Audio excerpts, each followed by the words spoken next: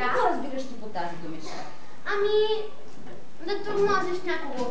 Ами, как да го тормозиш точно? Ами, да го заплашваш. Да го заплашваш, така. Още друго. Да му крадеш парите. Да му крадеш парите, да. Да му вземеш соба и да го либиш на него. Така, да го залежеш с ковчеванка ти. Да го биеш. Да го биеш, още. Да го заплашваш. Да го заплашваш.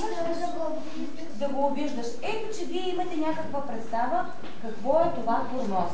Понякога такива неща случват ли се в нашето училище? Да. Ако това нещо се случи един път на Чанар, това е просто проява на някакъв вид насилие. Но ако това се случва всеки ден, всяка седмица, цял месец, вече се превръща в тормоз. Какви видове тормоз съществуват, ще разберем, след като се разделим на групички и поработите заедно в екип.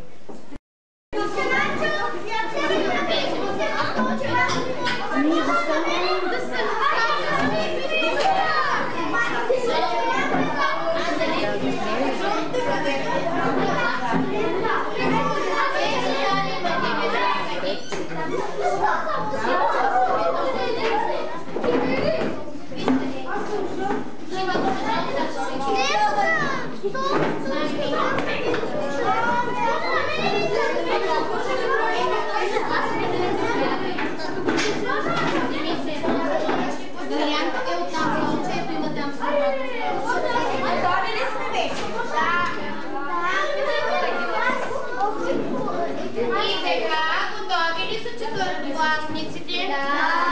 Всеки попадна ли в правилната си група да ни се включи? Нали, Глория? Готови ли сте вече? Искам да ви помоля да бъдем малко по-организирани, за да не стигне времето и да поискам вашето разрешение. Ако евентуално не стигне, да ви вземем малко от междучасие. А пък аз ще помоля госпожата да ви пише по една шестица. Добре. Готови ли сме? Предлагам идеите. Вани? Всички трябва да почват. Така, още. Ако банката има една идея, а някой друга идея? Така, значи дисциплина трябва да има. Трябва ли да? Да, Николай? Предложете начин за решаване на проблема. Значи първо съставяме раса с тези окошни. След това пишем. След това пишем винмер.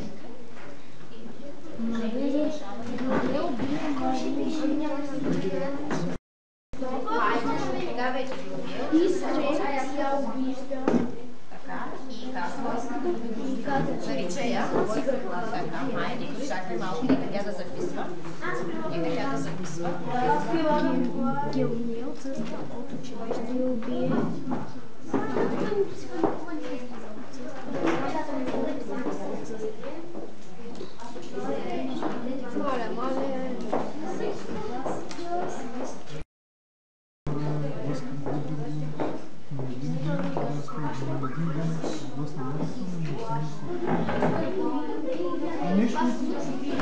Да, това се случва в междучасие с часове на улицата постоянно.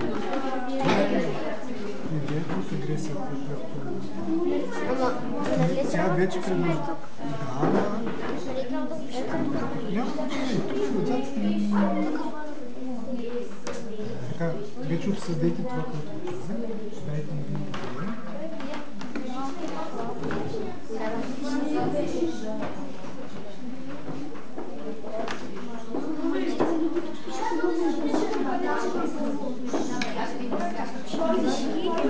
Решихте ли точно какво да бъде? Не сте длъжни да напишете това, което ви казах аз. Идеята трябва да е ваша, аз съм не... Няма да бъде красиво, един ден, той като